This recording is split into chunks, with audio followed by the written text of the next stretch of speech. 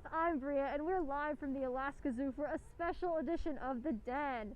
First, we're going to kick it over to Dr. Allman and Grace to deliver all things school. So, Dr. Allman, can you give us a rundown on all things new in the South community?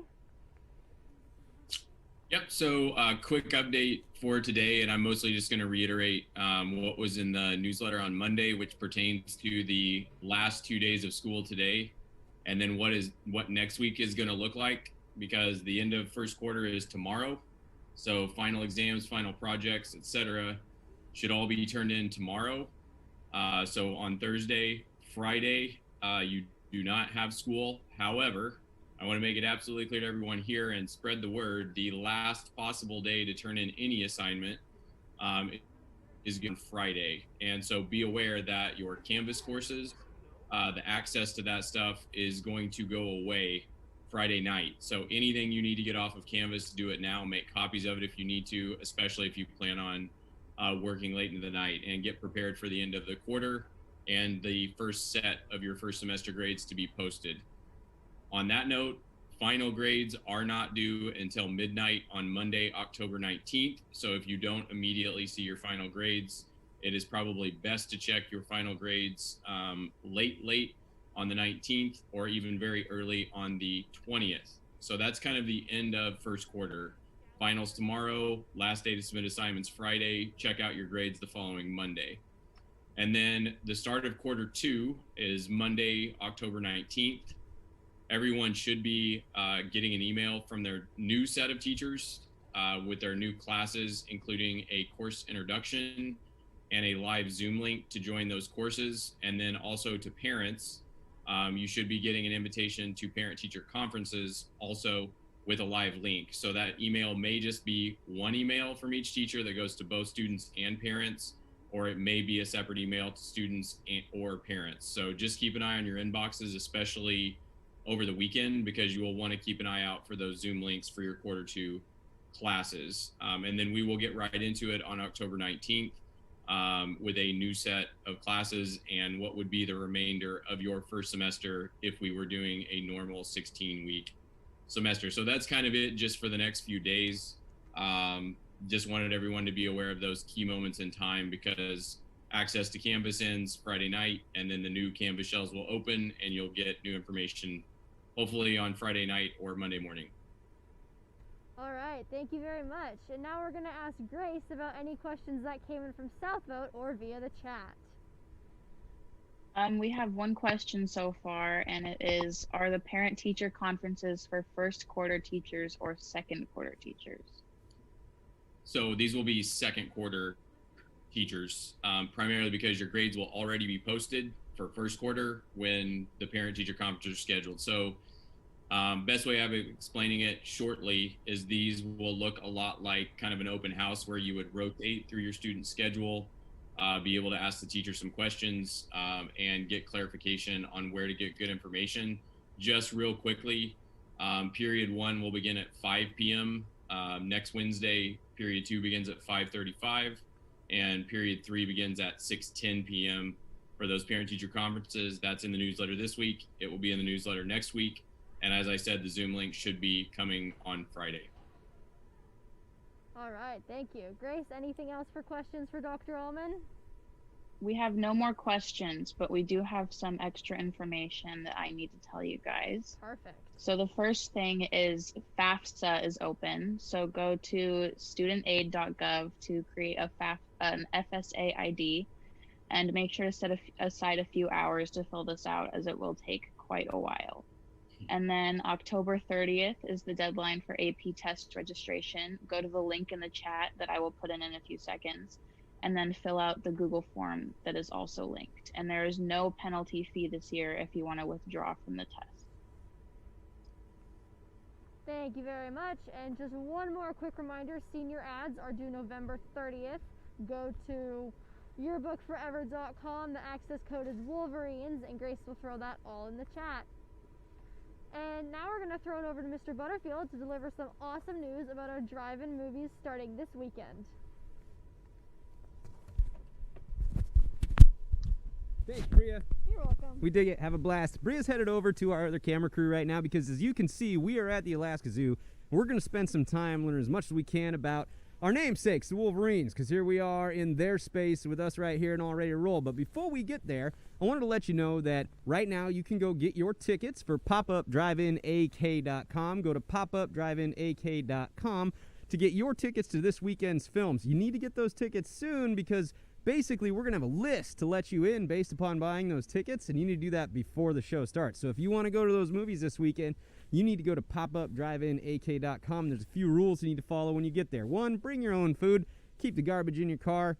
Don't leave the vehicle without a mask and only leave to go to the restroom. And, you know, that's kind of how it goes. And the rest of them are posted on the website, popupdriveInAK.com. Make sure you go check it out. And we wanted to say that we're super stoked and throw a big shout out to Carlisle and the Iron Dog. They got the killer jackets, by the way, because they're providing the flatbed, which is going to raise that screen another 4 feet so that the bottom of that screen is sitting at 7 feet with that nice upslope. Everyone's going to have an amazing view. It's going to be fantastic. We're going to kick it over to our crew sitting on the other cameras so we can learn a little bit about our namesake. There you go. Take it away, Bria. Hey guys, so I'm over here with the Wolverines. Their names are Olga and Bobo. And they're just running around. I think the keepers put in some enrichment for them, so they're just going crazy and having fun. He'll come when he sees you. Hey. Hi. What do you guys need from me? Just do your thing. You just kind of watch and enjoy. This is our female Olga. Doesn't like it when Jumbo gets attention. They're super stoked about all the enrichment we just put out, so we might lose their attention here. Olga. Hi. They're very gentle. Hey, pretty girl. We're feeding them AAA and pork today. They get fed 3 times a day. Oh my god, there's so much over there. She's so excited. You guys can come over and see Jumbo. He's pretty mellow. You want to come over here? I'll get a little too excited. So we are training them. We train them at each feeding session. What do you want the training say? They're trained to scale. We can get their weights. Jumbo's right at 40 pounds, which is pretty big for a male. Olga's right at 23 pounds, which is average for a female. Although she's looking chunky right now. They shift inside their shifts there so we can go in the exhibit safely. They target, they station. Olga's working on voluntary injection right now. They do Cypresent. They're very fun to train. Where are you going? Olga. Target. She can smell Jumbo. stuff when you Target.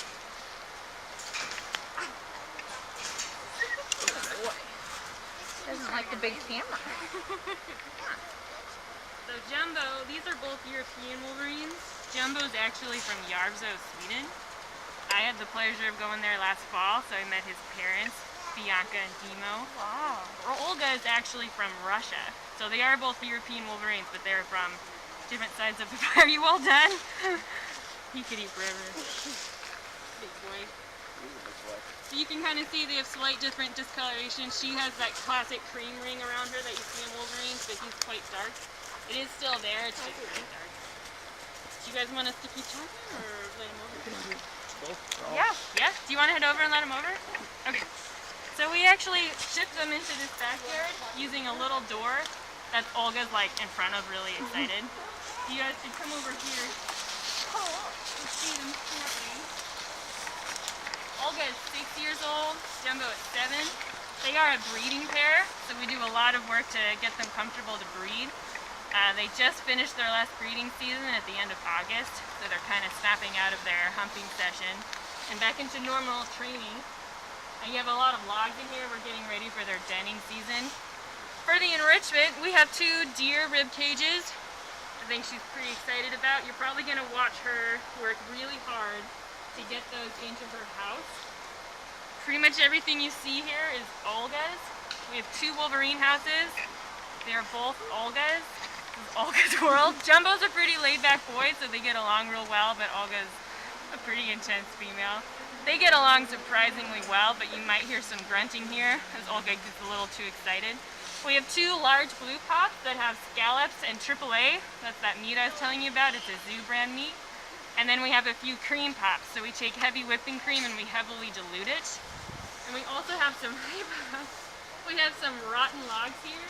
that are from the camel yard. We just dropped a tree and we put some eucalyptus and some peppermint on them. All right, we found it. We also put a little bit of peanut butter on it.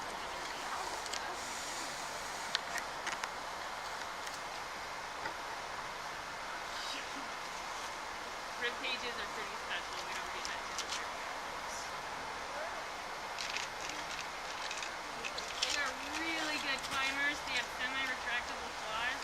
You'll see in the wild, they'll scale a mountain or a glacier without any problem. It's gonna get a little frustrating building that out. They are pretty strong. They have a bite force of 224. The myth that they can take down like a grizzly bear is totally inaccurate. Grizzlies have a 1600 bite force, so it's nowhere near a grizzly bear. But they are pretty strong little critters. They do have a back molar that's twisted 90 degrees sideways that helps them rip up frozen carcass. So you'll see Jumbo eat these ribs like sticks of celery.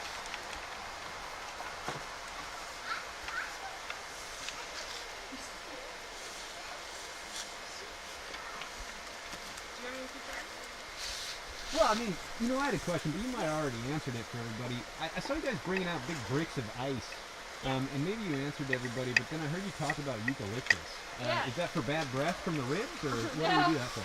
No, I go to like the natural aisle at the store, any grocery store, and I get peppermint oil, eucalyptus oil, clove oil, rosehip oil. We also get like vanilla extract, pumpkin spice. We have quite a large collection of spices and scents in our nursery corner of our keeper commissary. And these guys are very responsive to scents, and we use them on all the animals. Eucalyptus and peppermint we have found as are really strong scents. They react to very, very strong things. Our cats actually have a really big soft spot for peppermint. All of our cats love mint. And they also love perfume. We give perfume out pretty regularly. We get a lot of donations. People gave away their Aunt Paul perfume collection. We got some pretty stinky stuff. So anything cheap and French, you're saying the cat's really good, right? Actually, no. These guys are good with cheap stuff, but like our tigers, they love perfume, but nothing cheap. I mean, like anything from Walmart, they want that. But if you get something expensive, they usually You gotta give it to those tigers. I mean, you have class. Yeah, yeah. They all love Axe body spray. We buy that in bulk at Costco. That's a pretty fun stuff we get from our So I might make the suggestion, if they're really into Axe, have you ever considered basically talking to any middle school in town at the end of the school year when they're entering the lockers? Because I think you guys would be set up for life. It is funny you say that. We've had interns come in here at Axe and the Wolverine Axe team to focus around that. It's very similar. That actually sounds a lot like middle school. Yeah. Walking down the hallways, you can't focus on anything after that walk. You got it, Bobo. Yeah! Watch as the killer Wolverine attacks the already dead deer carcass. It's a vicious battle. So they put it in their house. Is that a storage technique? Do they allow their food to rot, or? No, they're really good cachers. Actually, sometimes follow around like a moose camper that's bigger than our whole body. They're running around a bit, and when we get home, we actually pull that out. So we lock them in shifts, and they go out, and I can't find it. It's really good at night with that. So all around, so we'll pull out some volume. He prefers to play here.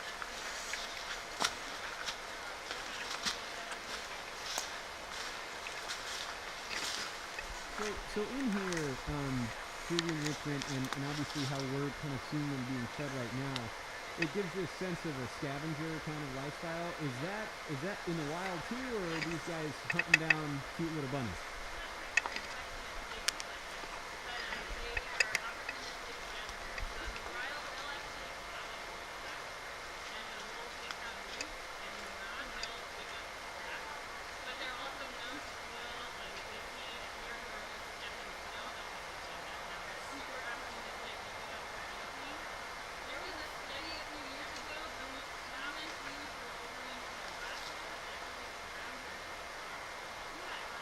Now, they prefer ground squirrel to steak squirrel? It fits better with sloppy joes. Ground. I think they're both totally steak.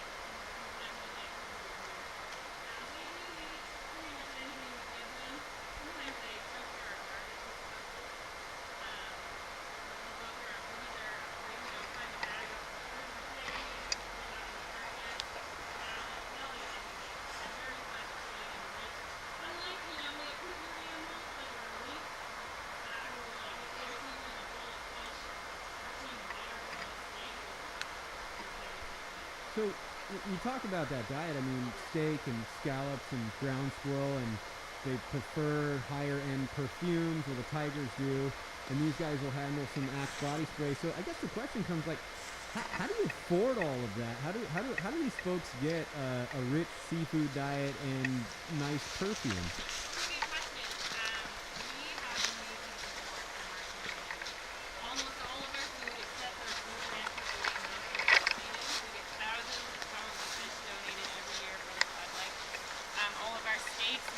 Moose steaks, caribou steaks. You know, if a hunter kills a caribou and doesn't use it for a steak.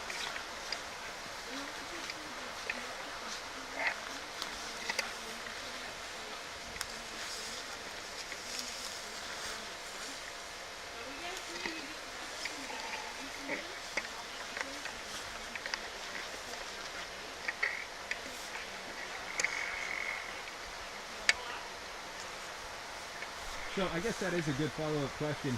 Is that the strangest thing you've found in the food bin? Is a whole octopus? Octopus is weird, but not that weird. I think the weirdest thing we found was a moose steak from 1994. And this was not in 1994? Well, everyone's acting like this is a surprise, but what year did you find that 1994 steak? Oh, this? Okay, yeah. 1984. Wow, that's pretty intense. Yeah, we'll text each other some funny stuff we find in there. Well, It's mostly pretty cool stuff. We also get a lot of like farmers markets. They'll donate all their produce. We get all of our produce from cars. They donate it, and that is also like what they have extra of. So we'll get like fruit I can't even pronounce somehow. But yeah, you know, Wolverines will usually get that for eating it though. well, we are going to give a big shout out to some family crew members that are the produce gurus over at the Huffman Park. Let's give it up for the Bailey boys. They're over there shucking carrots and peeling corn and stacking bananas on a daily basis. We appreciate the support that they're kicking over here to the zoo. And it sounds like if we wanted to help out food-wise, you guys have a bin right along O'Malley that we can kind of jump over there and leave what we want as long as it's not over 2 years old or over 15 years old. Yeah, well, produce, I mean, nothing rotten. You did say you had standards. Yeah, we do, and we have a board out there that lists them, but we do accept produce, and this summer particularly, we've seen overwhelming support. This carcass that we've just given out to the Wolverines, the freezers donate carcass. We have a giant walk-in freezer we store it in, and it's up to the ceiling right now, which is awesome. You know, we go, a lot of our animals have fasting, so we don't feed them. She's getting her log. That log has pepper oil on it. It's From the camel yard. Yeah, but there was a rotten tree in Camel they cut down, and the camel keeper asked me yesterday if we'd like a rotten log for them, and we were like, oh yeah, they love it. They just love shredding stuff. Like if you follow us on Facebook, there's a very popular video of all of us shredding a cabbage. Like they just love shredding stuff. Now, when she shreds it, does she put it in a crock with salt so that it does get into a nice German sauerkraut, or is she more of a shred it and leave it around so the parents have to clean it up? We're like pre-shredding it for someone else. Yeah. So you guys go clean it up, and make some coleslaw for the camel since they took the camel's wood. Remnants of the last cabbage we gave her right there. It just now looks like spaghetti. This stuff the rake can't get. So what you're saying is she's keeping her claws sharp. Yeah, she's got pretty sharp claws, Well, that's kind of a thing we do here. We like to send everyone off with the whole keep your claws sharp Wolverines. So in a few minutes, you and Bria can get back on camera, and we'll end that way. You want to try it out with us real quick? Just take up that left arm right there with the elbow and just keep your claws sharp, Wolverines. You guys are going to rock that out in just a few minutes. So those of you watching at home, they're going to go get set up. We really appreciate all the information we got today. Bria's going to take over. We got their audio up and running? Cool. Well, they're going to kick it over to them. Go ahead and cut me. Well, hello there. We just got tons of great information on the Wolverines. We are so thankful for this awesome opportunity to be here in a real Wolverine den and see what they do. Olga! Looks like she's busy. So those sticks she's chewing on over there are actually from the moose yard, and I just put them in there about 6 hours ago. So they're, we give our moose browse all summer, willow and birch, and they chew and they eat them. But whatever they don't eat, we pull out, and I just put in there to enrich them. And so, you know, it's like got moose hair and saliva on it. So she's getting very stimulated this morning. She's gonna be exhausted today. Olga! Oh my god. She's so funny. Jumbo's a lot more laid back. Do you have any questions? Do they hibernate? No, that's a good question. These guys aren't bears. They do have a common nickname, Skunk Bear, because they kind of look like a bear, but they've got that white ring around them. They are part of the mustelid family, so they're a lot more closely related to our river otters and our mink. And if you look at them closely, you'll see the similarities. Those little ears, the kind of pointed face. The biggest difference is these guys are way hairier and got that bushy tail. They're way cuter. In my opinion, otters have a stereotype of being really sweet and cuddly, and like, that's a lie. They're not cuddly. These guys are super sweet. Not all Wolverines in the wild are, obviously, but Jumbo in particular, he'll lick peanut butter right off your hand. He's a really sweet, mellow boy. Olga's fantastic. She's so excited to train with us every single time we come over. Oh my god, she's adorable. I'm crazy about these guys. So they don't hibernate. The only animals at our zoo that hibernate are brown and black bears. And our black bears are just about ready. Actually, Alyssa is our black bear keeper over here. And the brown bears, I think, have another month to go. So they're the only ones that hibernate. Yeah. Awesome. Great information there. I think we're going to wrap it up with our lovely outro. So, keep your claws sharp, Wolverines.